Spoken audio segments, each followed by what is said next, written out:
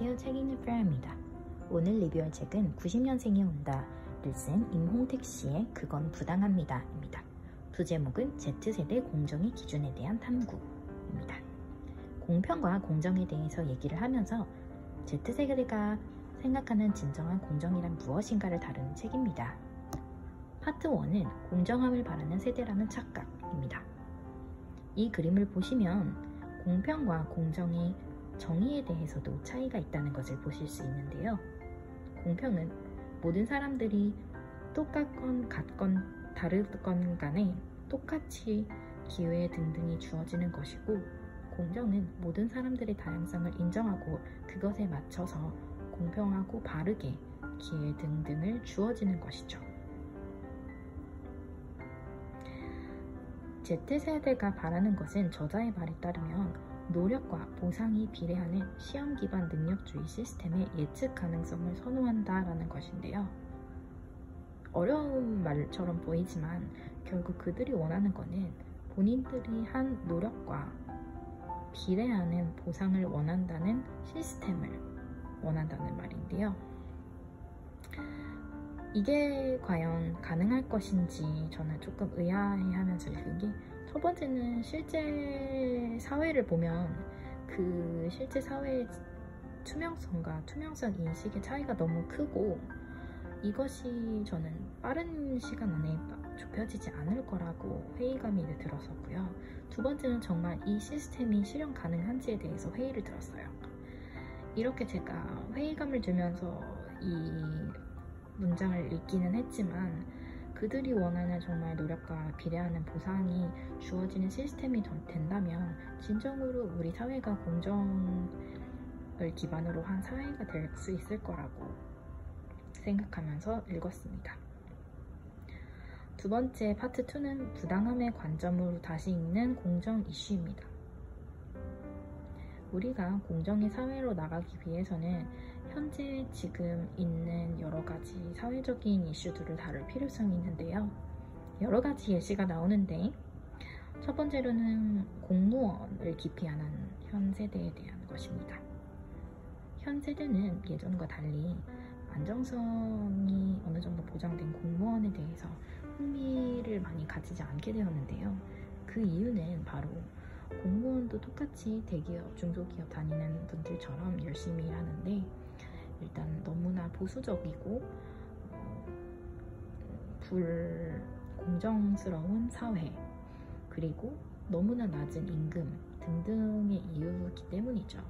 그렇기 때문에 공정함을 중요시하는 Z세대에게는 공무원이 그렇게 선호도가 높은 직업이 아니게 되었습니다. 두 번째 예시는 SK하이닉스 성과급 사태입니다. 3, 4년 전에 SK하이닉스에서 몇 년 차 된 신입분이 대표이사를 포함한 모든 직원에게 이 성과급이 어떻게 산출되었는지를 항의하면서 메일을 썼다고 하네요. 신입이 이렇게 대표를 포함해서 모든 직원에게 이메일을 쓰는 게 한국에서 살아가는 우리에게는 조금 놀라운 일이었는데요. 하지만 요즘 Z세대들은 정말 투명하고 공정함을 중요시하게 생각하고, 이 사태는 조금 놀라운 이야기거리가 되긴 했지만, 결국에는 우리가 진정으로 공정함과 모두에게 기회가 주어지는 세상으로 나가기 위한 제 생각으로는 어떻게 보면 좋은 시발점이 아니었나 생각됩니다.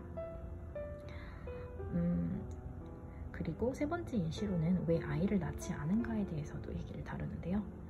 왜 아이를 낳지 않죠, 우리는?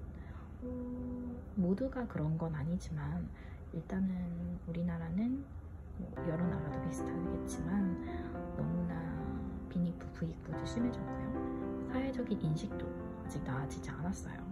하지만 이것에 대해서 정부는 깊게 고찰하지 않고 단지 돈으로 지원을 해주겠다는 이런 시스템들을 개선하기보다는 좀 재정적으로 지원해주는 거에 포커스를 맞췄다고 하죠. 하지만 Z세대 등등이 정말 원하는 건 재정적인 지원뿐만 아니라 전체적으로 공정하고 모든 사람에게 똑같이 기회가 주어지는 환경과 아이를 낳고도 따뜻한 시선으로 그리고 환경적으로 좋은 나라를 원하는 거겠죠. 이렇게 돈으로 해결하는 것이 아니고 정말 현실과 이런 정부 대책의 이질감 속에서 Z세대들은 결혼과 출산에 대해서 많은 회의감을 느끼고 있는 거죠. 그래서 여러 가지 이런 정책들이 조금 공정에서 벗어난 접근이 아닐까 생각이 들고, 정부가 많은 것들도 열심히 해나가고 있지만 조금 더 공정함이란 무엇인가 깊게 생각해서 접근한다면 조금 더 좋은 사회가 될 수 있다고 생각하면서 읽었습니다. 파트 2는. 파트 3는 왜 유독 더 부당함을 느끼는가 입니다. 저자는 이 부당함을 느끼는 이유 중 하나가 Z세대는 디지털 네이티브라서 라고 합니다. 디지털 네이티브가 무슨 말일까요? 소셜미디어, SNS 등 이런 디지털에 완전히 적응된 세대라는 것이죠. 이들은 SNS 등등을 통해서 모든 것을 해결할 수 있고 모든 것에 접근할 수 있습니다. 그만큼 사회적인 이슈에 더욱더 접근이 쉽고 사회적인 이슈에 더욱더 세밀하게 접근 가능하고 그것을 민감하게 받아들이게 되는 세대인 거죠. 이렇게 사회적 이슈가 너무나 접근이 가능하고 하게 된 사회에서 Z세대는 이런 것들을 통해서 젠더 갈등이라든지 세대 갈등, 부와 가난의 갈등에 좀 더 오픈된 세대가 되었어요. 그들은 이렇게 접근이 가능해진 디지털 안에서 이러한 케이스는 부당하고 해결책이 필요하다 이렇게 외치고 있는 거죠. 그들의 외침을 우리는 무시해서는 안 될 것입니다. 왜냐하면 그들도 우리처럼 많은 기회와 조금 더 잘 살 수 있는 세상이 주어져야 되는 좋은 세대이기 때문이죠. 파트 4는 부당하지 않은 세상의 기본 원칙입니다. 저자는 부당하지 않을 세상을 찾을 답을 공정에서 도덕을 찾지 말고 시스템을 통해서 찾으라고 말하는데요. 도덕을 얘기하지 말고 시스템을 통해서 찾으라. 이게 무슨 뜻일까요? 시스템을 통해서 여러 가지 해결을 할 수 있다는 것인데요. 예시를 들어보겠습니다. 여러분 놀이공원에 가시면 매직 패스라고 아시죠? 돈을 더 내면은 기다리지 않고 빠르게 입장이 가능한 것이죠. 이것이 부당하다고 느낄까요?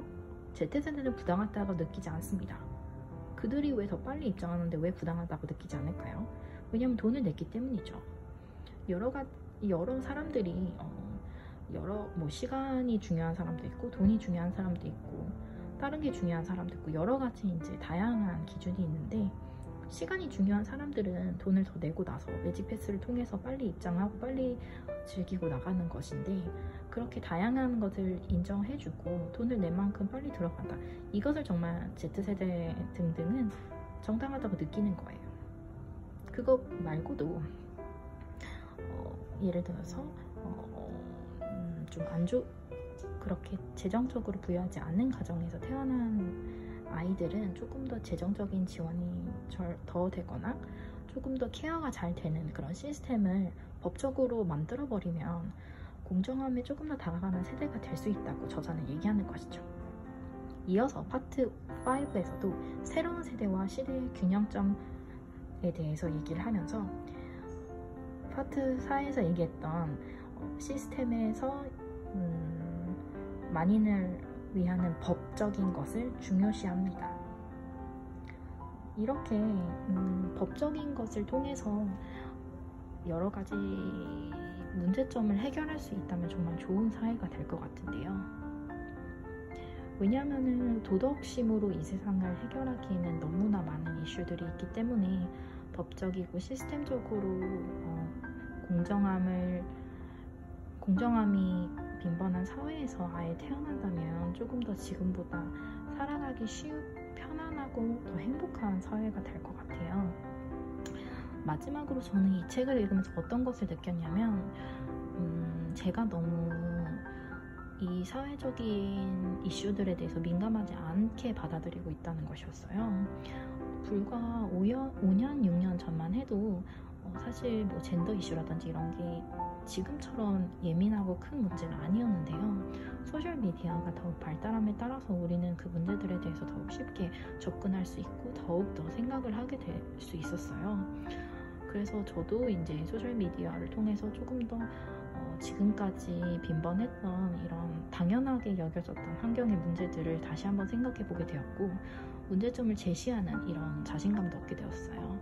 그래서 여러분도 지금까지 살아오면서 당연하게 받아들였던 부당한 것들에 대해서 다시 한번 생각을 한번 해보시고 과연 이 세상이 정당함을 가진 세상으로 가기 위해서 어떻게 시스템적으로 바꿀 수 있고 우리 개개인은 각 사회 조직의 일원으로서 어떤 것들을 할 수 있는가에 대해서 생각해 보셨으면 좋겠네요. 들어주셔서 감사합니다. 좋은 하루 되세요.